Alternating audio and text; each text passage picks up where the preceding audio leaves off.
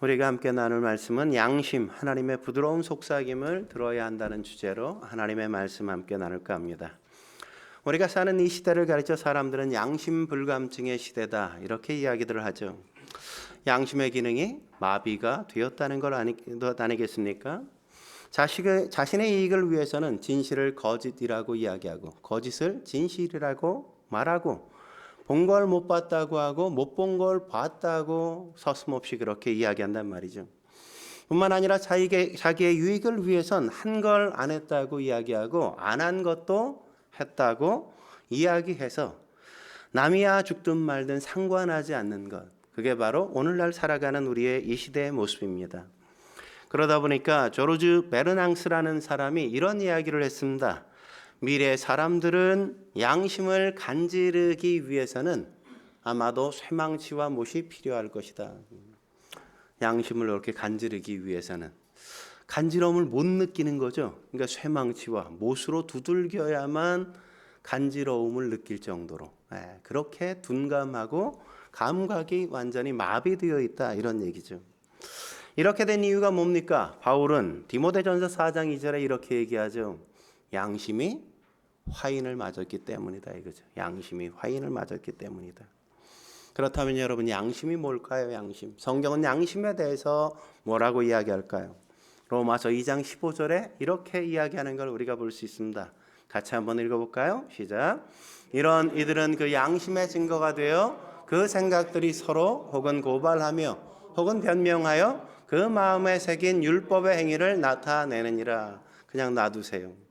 양심이 뭐라고요? 양심은 마음에 새긴 율법이다 이렇게 얘기하는 겁니다. 유대인들에겐 율법을 하나님께서 친히 돌에 새겨서 주셨지만 이방인들에겐 그 율법을 주시지 않았어요. 그러나 줬죠. 어디에? 그 마음에 양심에 담아두셨단 말이에요. 그 율법이 뭡니까? 하나님께서 백성들에게 요구하시는 하나님의 속삭임이란 말이죠. 속삭임. 그래서 저는 윤동주 시인의 서시를 참 좋아합니다. 서시에 뭐라고 윤동주 시인이 얘기합니까? 죽는 날까지 하늘을 우러러 한 점 부끄러움 없기를 잎새에 이는 바람에도 나는 괴로워했다. 별을 노래하는 마음으로 모든 죽어가는 것을 사랑해야지. 그리고 나에게 주어진 길을 걸어가야겠다. 오늘 밤에도 별이 바람에 스치운다. 얼마나 아름다운 시입니까? 시인의 인생관이 뭐라고요? 하늘을 우러러, 다시 말하면 하나님을 바라보면서 내 인생에 그 어떤 부끄러움도 없기를 기대한다. 그게 윤동주 시인의 마음이었단 말이죠. 그가 신앙인이었던 것처럼 우리 역시도 동일한 마음으로 이 땅을 살아야 되는 것 아니겠습니까? 이게 바로 양심의 소리라고 말할 수 있겠죠. 그래서 바울도 오늘 본문 16절에 이렇게 이야기하는 걸 우리가 바라볼 수 있죠. 16절 같이 한번 읽어볼까요? 시작. 이것으로 말미암아 나도 하나님과 사람에 대하여 항상 양심에 꺼리낌이 없기를 힘쓰느니라. 뭐 하기를 힘쓴다고요? 양심에 꺼리낌이 없기를 힘쓴다. 누구에 대해서? 하나님과 사람에 대해서. 다른 말로 하면 하나님께는 흠이 없기를 기대하고 사람들에겐 내가 뭔가를 잘못 행동해 그가 넘어지지 않게 하기를 기대한다. 그게 뭘 그렇게 살게 한다고요? 양심이 그렇게 나를 살게 만든다고 이야기한단 말이죠. 그런데 오늘 본문에 등장하는 바울 말고 24장에 또 다른 두 사람이 등장해요. 한 사람은 대제사장 아나니아라는 사람, 또 한 사람은 총독 벨릭스라는 두 사람이 등장합니다. 그런데 바울은 이렇게 양심에 꺼리낌 없기에 살기를 원한다고 이야기한 반면에 이 대제사장 아나니아와 총독 벨릭스는 거의 양심이 무뎌져서 마비된 사람인 것처럼 그렇게 보인단 말이죠. 양심의 화인을 맞아 양심이 무감각해진 형태의 모습, 그게 이들의 모습인 겁니다. 여러분, 이들이 양심의 소리, 하나님의 속삭임을 듣지 못하는 이유가 뭐였을까요? 태어나기를 그렇게 태어난 겁니까? 아니면 어느 날 별안간에 그들이 양심의 화인 맞아 그렇게 달라진 걸까요? 아니죠. 그는 살아가면서 점점 더 양심이 마비되어지기 시작했기 때문에 어느 순간 그렇게 변해버린 거란 말이죠. 저는 바울과 대비되는 이 두 사람을 통해 양심, 다시 말해 하나님의 속삭임을 거부하고 살게 되어가는 이유, 그 이유를 함께 살펴보고자 합니다. 왜냐하면 그런 인생에겐 소망이 없기 때문에 그런 거죠. 그렇다면 왜 양심대로 살지 못하게 되어가는 걸까요? 왜 우리는 양심대로 살지 못하게 되어가는 겁니까? 첫째로 삶이 하나님 앞에서 끊임없이 변화되어 가지 않기 때문이란 말이죠. 삶의 변화가 계속해서 일어나야 되는데 삶의 변화가 그냥 멈춰서 있기 때문에 그런 거란 말입니다. 오늘 본문에 등장하는 대제사장 아나니아와 벨릭스가 그랬단 말이죠. 여러분 두 가지를 기억하십시오. 하나 뭐냐? 하나님 가까이에 있는 것과 하나님과 가까운 건 다른 거라는 거죠. 하나님과 가까이 있는 것과 하나님과 가까운 건 전혀 다른 거라고요. 또 하나는 뭡니까? 하나님을 아는 것과 하나님을 신뢰하는 건 다른 거예요. 다른 거. 같지 않다고요. 먼저 우리 대제사장 아나니아를 살펴볼까요? 여러분 그 당시에 다른 어느 누구보다 하나님의 가까이에 있었던 사람이 누굴까요? 대제사장 아나니아였단 말이죠. 당시만 해도 하나님을 만날 수 있는 유일한 장소가 뭐였어요? 성전이었어요. 성전. 그러니까 제사장들은 태어나면서부터 이제 자라면 이제 성인이 되면 제사장으로 섬기기 시작하니까 이 사람은 이제 성인이 되면서부터 성전에서 늘 삶을 살았고 어느 날 대제사장이 되어서 그는 누구도 들어갈 수 없는 유일하게 자기밖에 들어갈 수 없는 지성소에 들어갈 수 있었던 사람이 바로 이 아나니아였단 말이죠. 그런데 그런 대제사장이 오늘 본문에 보면 어때요? 하나님의 말씀을 전혀 무시하고 그냥 자기 멋대로 행동한다는 것 아니겠습니까? 우리가 이걸 뭐로 알 수 있습니까? 오늘 본문에서 두 가지의 사실로 알 수 있죠. 첫째는 그가 성전을 그냥 떠났다는 겁니다. 떠났다는 거. 여러분 사실 대제사장은 성전을 떠나서는 결코 안 돼요. 하루도 떠날 수가 없습니다. 성전에 늘 있어야 되는 존재. 그가 바로 대제사장이란 말이죠. 아무리 중요한 일이 있어도 아무리 급한 일이 있더라도 그는 성전을 떠나는 일이 있어서는 결코 안 되는 사람이에요. 근데 아나니아는 그냥 아무렇지 않게 성전을 떠났단 말이죠. 1절 같이 한번 읽어볼까요? 1절 시작. 닷새 후에 대제사장 아나니아가 어떤 장로들과 한 변호사 더들로와 함께 내려와서 어디에 내려왔어요? 가이사랴로 내려왔어요. 그러니까 성전을 떠나고 예루살렘 성을 떠나 결코 가깝지 않은 먼 이 가이사랴 지역까지 그는 대제사장이라는 직분을 잃어버리고 있고 하나님의 말씀과 명령을 잊어버리고 자기 멋대로 자기 마음대로 그냥 떠나왔단 말이죠. 하나님의 말씀을 완전히 무시해버린 겁니다. 그건 말씀을 무시한 게 아니라 하나님을 무시한 거란 말이죠. 하나님과 가까이 있다고 해서 하나님과 결코 가까운 건 아니란 말이죠. 두 번째, 바울을 죽이려고 하지 않습니까? 바울을 죽이려고 했단 말이죠. 1절 하반절에 뭐라고 얘기합니까? 대제사장 아나니아가 내려와서 총독 앞에서 바울을 고발하니라. 왜 내려왔어요? 바울을 고발하기 위해서. 왜 고발했어요? 바울을 죽이려고. 왜? 죽이려고 내려왔다고. 여러분 대제사장이면 하나님의 사람이라고 말할 수 있지 않아요? 하나님의 사람은 어떤 사람이에요? 살리는데 자신의 삶을 드려야 되는 삶이잖아요. 살리기 위해, 사람을 세우기 위해, 사람을 다시 한번 위로하고 격려하여 다시금 인생을 붙들고 희망을 갖게 만들어주는 게 하나님의 사람이 해야 될 가장 중요한 일이라고요. 근데 그는 그런 일이 자신의 본분이라고 여기지 않고 그는 죽이려고 했단 말이죠. 여러분, 바울만 죽이려고 했을까요?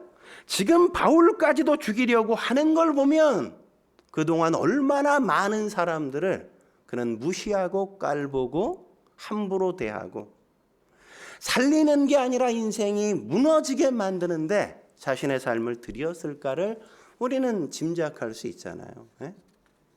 뿐만 아니라 세 번째, 총독 벨릭스에게 아부하는 걸 우리가 볼 수 있지 않습니까? 여러분, 이 벨릭스에게 아부하고 아첨을 떠는 모습을 보세요. 3절에 뭐라고 이야기합니까? 얼마나 우아하게 얘기하는지 3절 같이 읽겠습니다. 시작. 벨릭스가 가여 우리가 당신을 힘입어 태평을 누리고 또 이 민족이 당신의 선견으로 말미암아 여러 가지로 개선된 것을 우리가 어느 모양으로나 어느 곳에서나 크게 감사하나이다. 아니 지금 이스라엘이 어떤 상태예요? 식민지 지배를 받고 있잖아요. 정복자를 향해서 각하여 이렇게 얘기한다고요.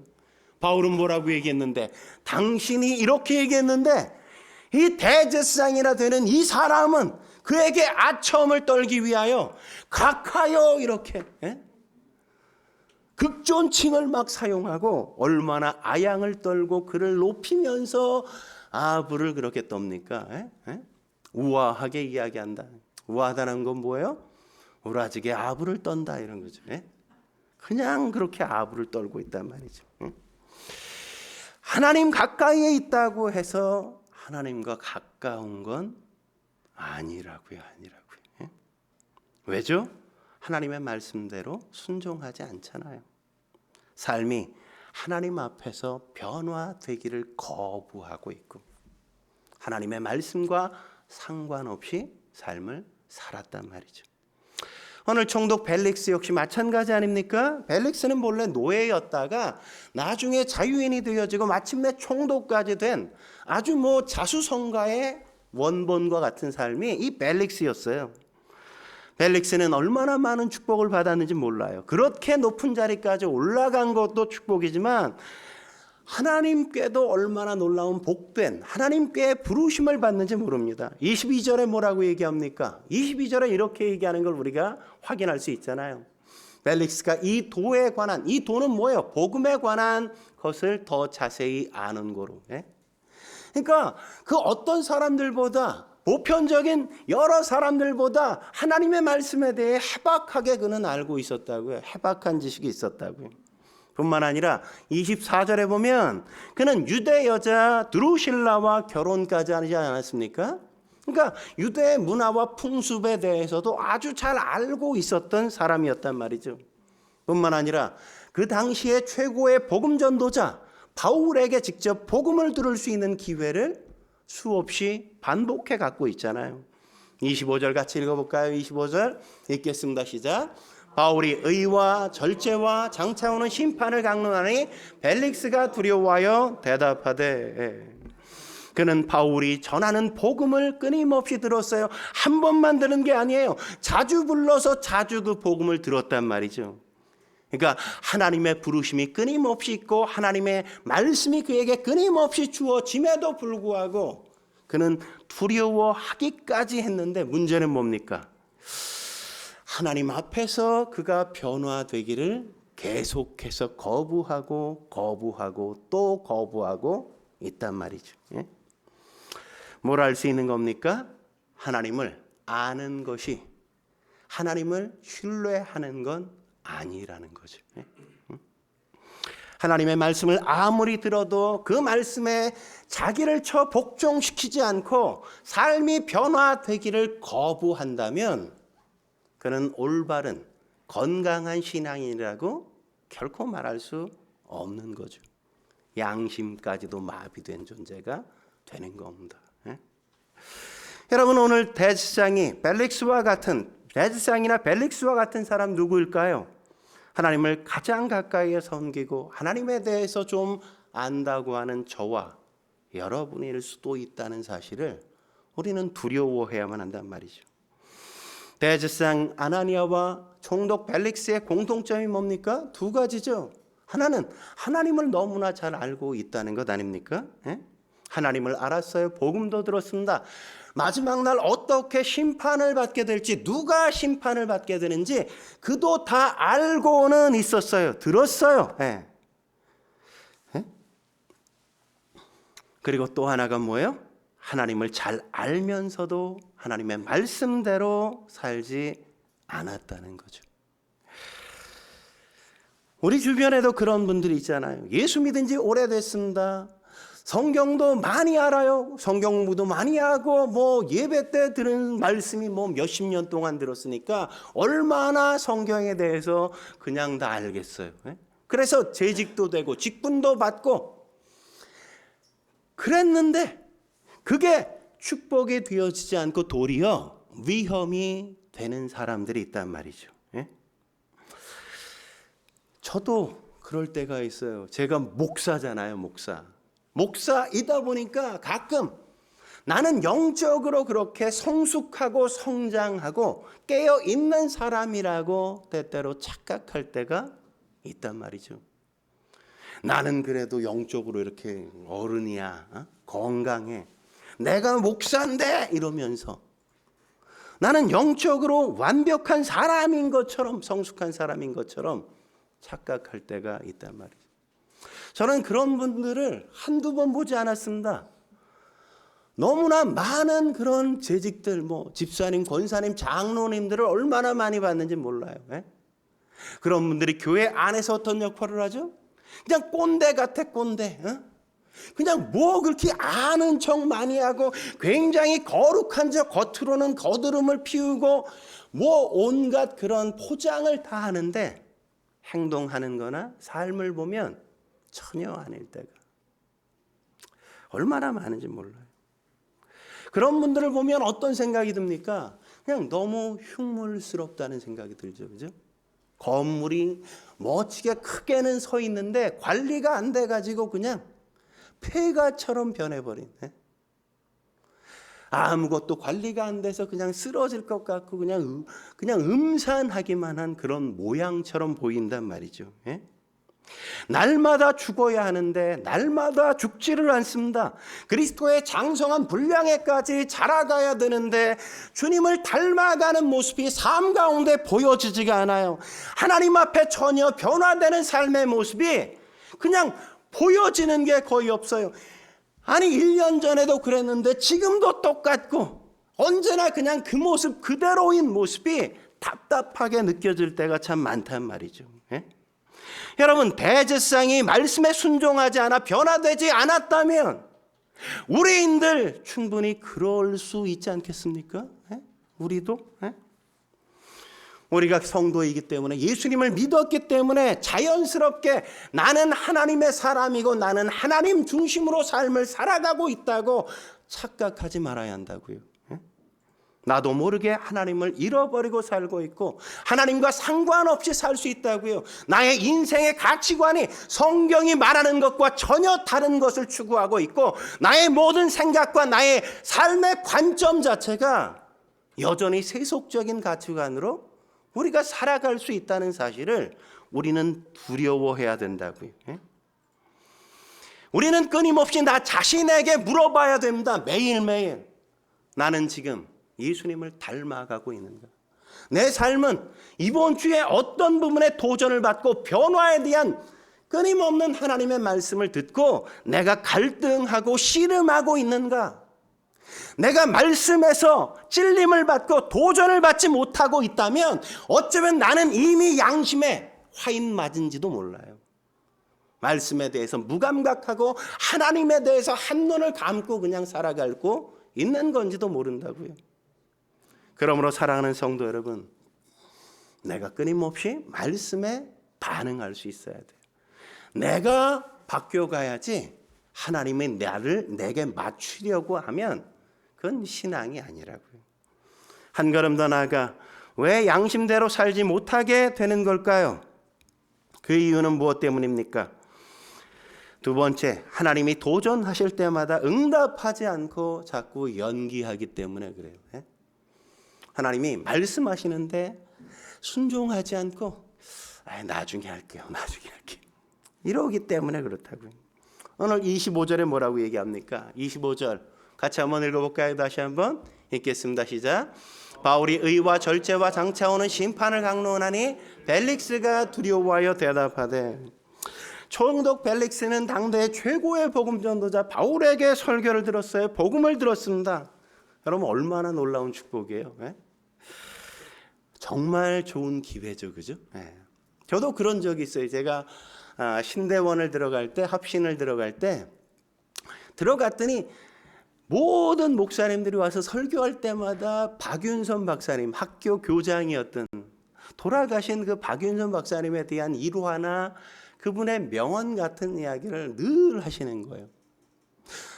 아직도 잊혀지지 않는 게 그런 겁니다. 공부하다 죽는 것도, 신학을 공부하다 죽는 것도 순교다. 나는 신학을 공부하다 죽는 학생을 좀 보고 싶다. 얼마나 가슴이 찔리는지 몰라요.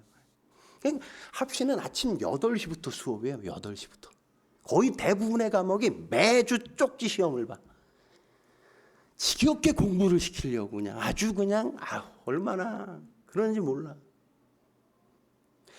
한 교수님은 시험을 보는데 헬라어 히브리어 시험을 보는데 장문을 시키는 거예요. 히브리어로 장문을. 근데 장문을 불러줬는데 못했어요. 전도사님이 너무 죄송하니까 교수님한테, 교수님 제가 새벽 5시까지 제가 공부를 했는데 그래도 제가 이게 안 돼서 죄송합니다. 그랬더니 그 교수님이 뭐랬는지 아세요? 5시에 잤으니까 안 되죠. 그러시니까 공부하다가 순교 좀 하라 이거예요. 그냥 그렇게 그분은 돌아가시는 그의 강의 시간마다 들어와서 강의할 때마다 그냥 울면서 그렇게 강의하셨대요. 울면서 하나님의 은혜에 대해서 자기가 하나님의 말씀대로 여전히 바뀌지 않은 자기의 고집과 아집 때문에 그렇게 우셨대요. 그분은 그런 말씀도 하셨습니다. 노력만이 진실이다. 노력만. 내가 노력하지 않는 건 네 말을 거짓말로 만드는 거다 이거죠. 저는 늘 그런 얘기를 들을 때마다 제가 조금만 더 빨리 대학원을 들어갔으면 그분에게 한 번이라도 강의를 들었을 텐데 그 일찍 못 들어간 게 너무너무 후회스럽고 안타깝고 그런 마음이 너무너무 많았습니다. 근데 오늘 벨릭스를 보십시오. 당대의 최고의 설교자, 당대의 복음 전도자 바울에게 직접 말씀을 듣잖아요.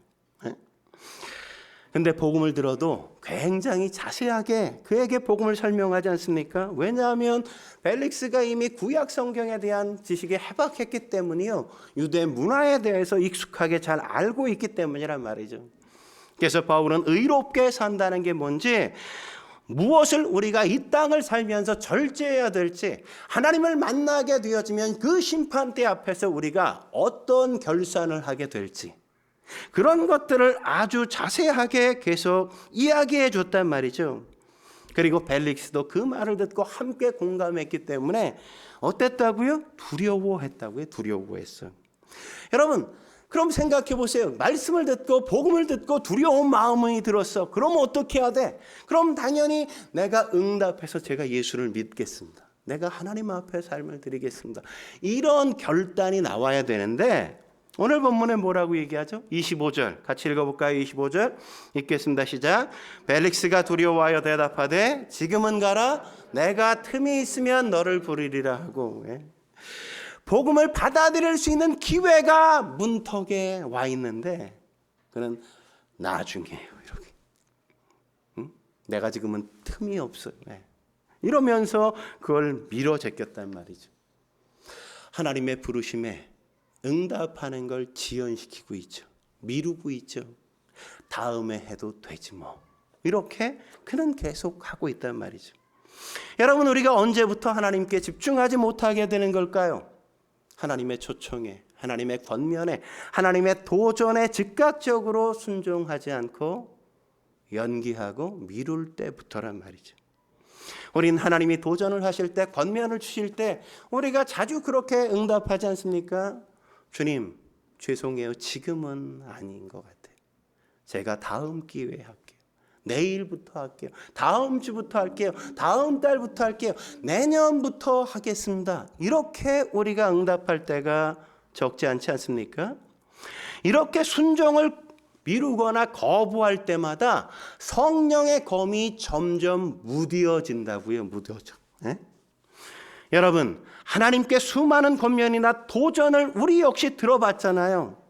그런데 그 권면과 도전이 우리에게 찾아올 때 내가 순종하지 않고 연기할 때마다 하나님의 말씀의 검이 무뎌져서 우리의 삶을 변화시키는 수술이 이루어지지가 않게 되어진단 말이죠.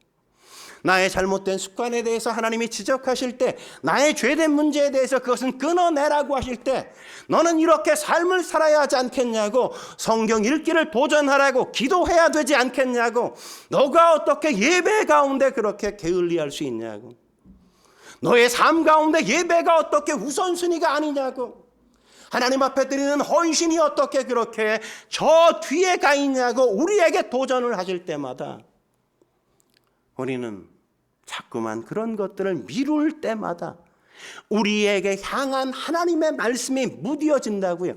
정확하게 얘기하면 말씀의 검이 무뎌지는 게 아니라 내 마음이 완강해져서 딱딱해져서 그 말씀으로 내가 수술되어지는 상태가 어렵게 되어진다는 거죠.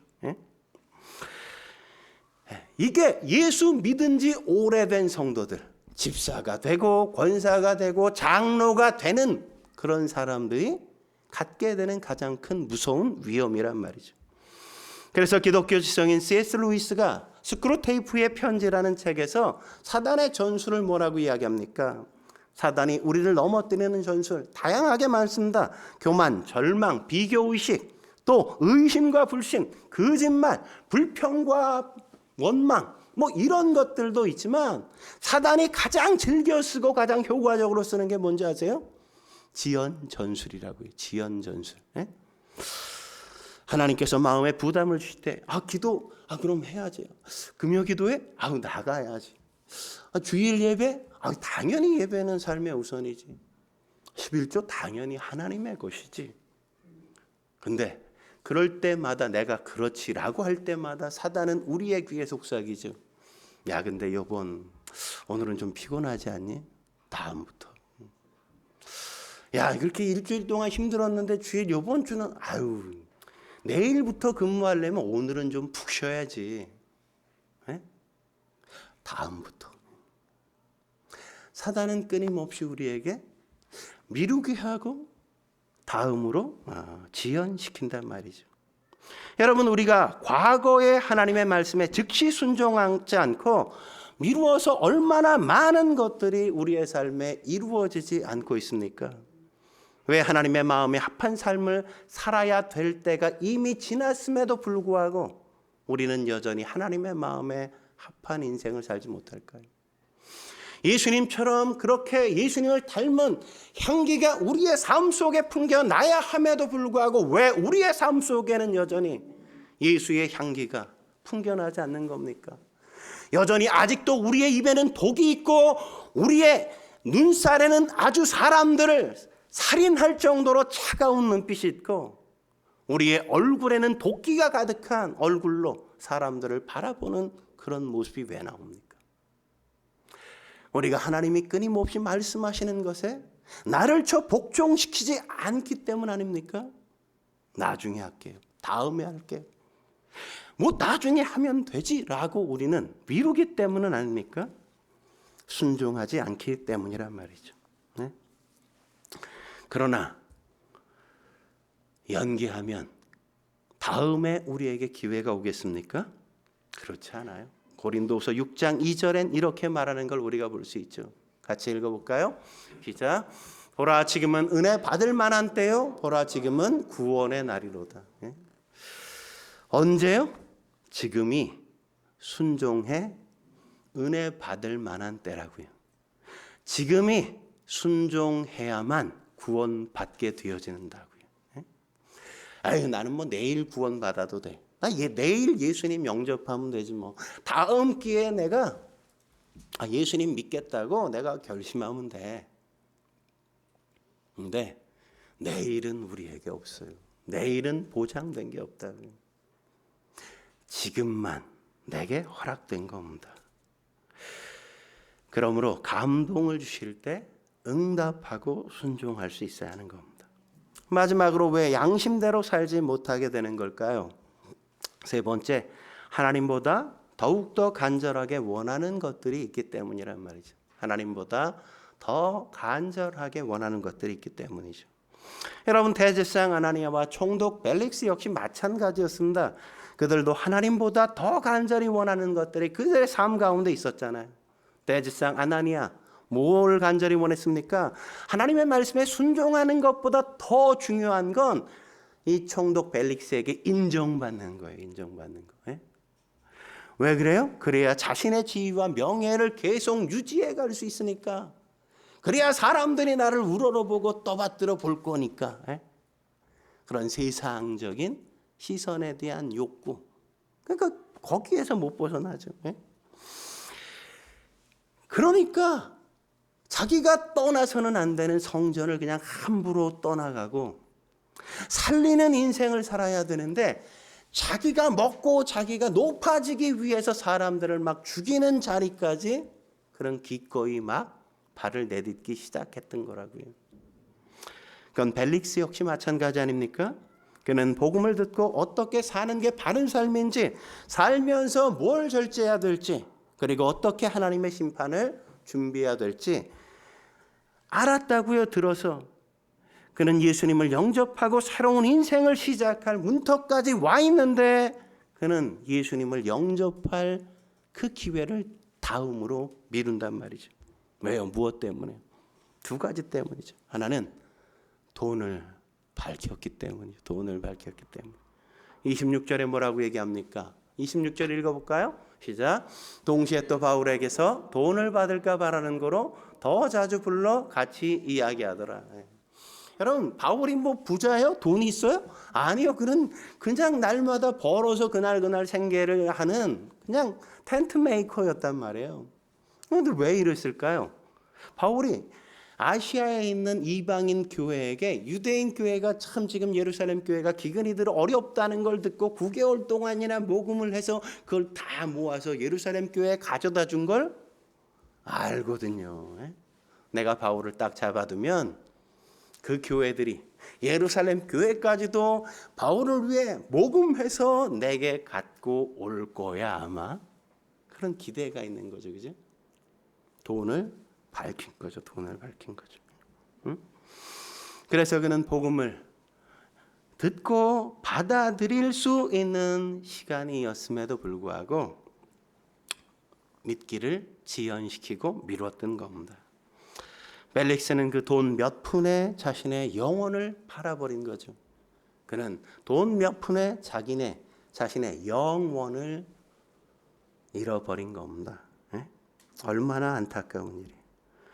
돈 몇 푼에 영혼을 상실하고 영혼을 빼앗겨 버린 거란 말이죠. 얼마나 어리석습니까? 안타까운 일입니까? 다 두고 빈손으로 하나님께로 돌아갈 수밖에 없다는 사실을 알면서도 거기에 여전히 묶이고 매여 있는 거죠. 그러나 우리가 과연 벨릭스를 욕할 수 있을까요? 우리 역시도 여전히 그 돈에 돈 하면서 살아갈 때가 얼마나 많습니까? 우리가 드리는 헌신 속에 우리가 끊어야 될 어떤 죄된 것들에 우리는 우리가 놔야 될 어떤 부분에 대해서 어쩌면 그것 때문에 우리는 못 놓을 때가 있잖아요. 왜 그렇습니까? 사업 때문에? 건강 때문에? 아니면 뭐 먹고 사는 문제 때문에? 정말 하나님께서 광야에서 40년 동안이나 이스라엘 백성들을 먹이시고 입히셨다는 사실을 우리가 알고 있는 겁니까?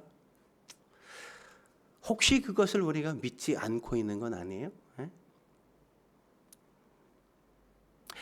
믿지 못하면 아는 것으로는 삶이 안 바뀌죠. 안 바뀌어요. 두 번째, 그는 인기를 원했기 때문이란 말이죠. 27절에 뭐라고 얘기합니까? 27절에 이렇게 얘기하잖아요. 벨릭스가 유대인의 마음을 얻고자 하여. 유대인의 마음을 얻고자 해요. 왜요? 우리가 정복했는데 늘 분노에 차 있거든, 나에 대해서. 그래서 그들의 마음의 분노를 사그러뜨리고 그들에게 마음을 사기 위해서 그는 그들이 싫어하는 복음을 전하는 바울을 붙잡고 구류하고 있었단 말이죠. 그렇게 해서라도 마음을 얻기 위해서. 빌라도 역시 마찬가지죠. 예수님이 죄가 없다는 사실을 빌라도가 알았어요. 그래서 놔줬습니까? 아니요. 니네 마음대로 해 이랬잖아요. 안다고 되는 게 아니라 믿음을 실천해야만 변화가 있는 것이고 양심은 더 뚜렷하게 우리의 삶에서 빛나게 되는 겁니다.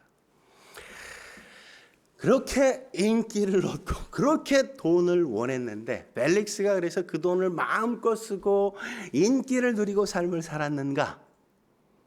역사학자들은 그렇게 얘기하잖아요. 그러니까 하나님을 잃어버리자 그는 실정의 재판을 받게 되어지고 그는 나중에 다시 노예로 전락해 비참한 인생의 최후를 맞게 된다고 역사학자 요세푸스는 그렇게 역사책에 기록한단 말이죠.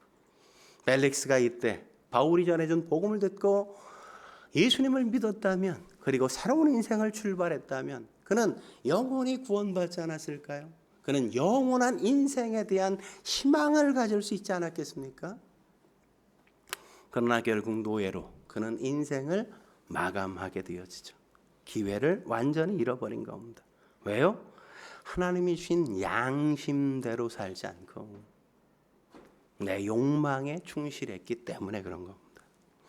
존 웨슬레는 마지막 때 우린 주님 앞에서 특별히 세 가지에 대해서 응답할 수 있어야 된다 그래요.